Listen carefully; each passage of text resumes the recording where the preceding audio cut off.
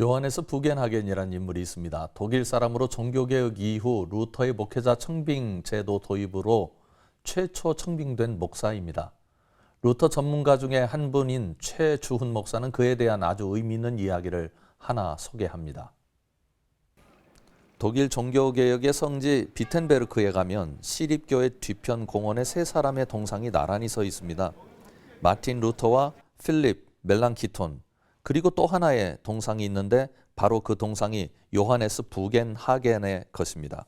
루터와 멜랑키톤은 익히 잘 알려진 인물이어서 동상이 세워진 이유를 알만합니다.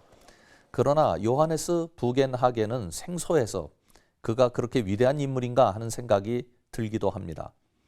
그러나 그는 북부 독일 지역과 스칸디나비아 지역에 루터란 교회를 조직한 아주 중요한 인물입니다. 새로운 교회의 원칙을 만들었고요. 규율 등을 만들어서 교회들이 그것을 따르도록 가르쳤습니다. 북부의 두 번째 사도라는 별명을 얻을 정도였습니다. 루터와 관련해서는 카타리나 폰 보라와 결혼할 때 주례자였고요. 루터의 장례식을 집례하기도 했습니다.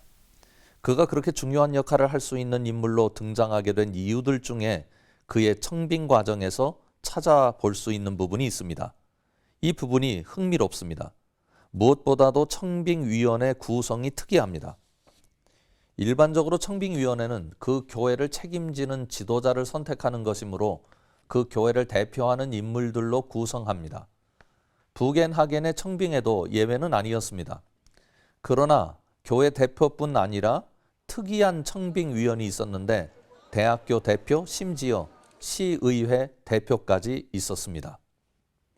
이것은 교회의 대표자에 대한 그 당시의 인식을 반영합니다.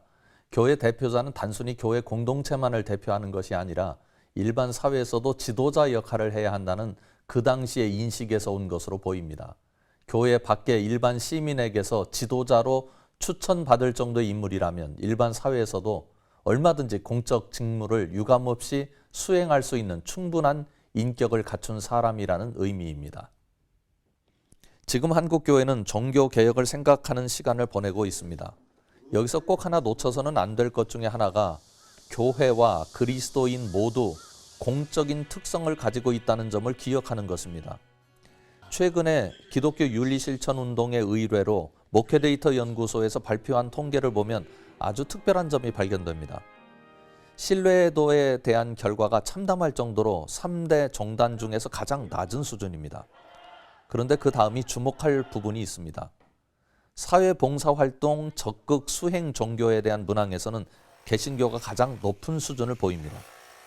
그래서 여기서 질문이 하나 생깁니다. 사회봉사활동이 높은 수준이라면 당연히 신뢰도가 높아져야 되는 것 아닌가 하는 질문이 생기는 거죠. 더군다나 다른 문항을 보면 고개를 갸웃거릴 수밖에 없습니다. 개신교인 자신의 신앙의 깊이에 대한 질문의 결과를 보면 깊다와 보통이다가 깊지 않다보다 월등하게 높습니다.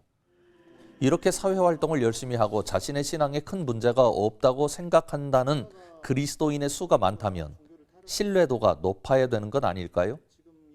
그 이유를 알 수 있는 통계가 하나 있습니다.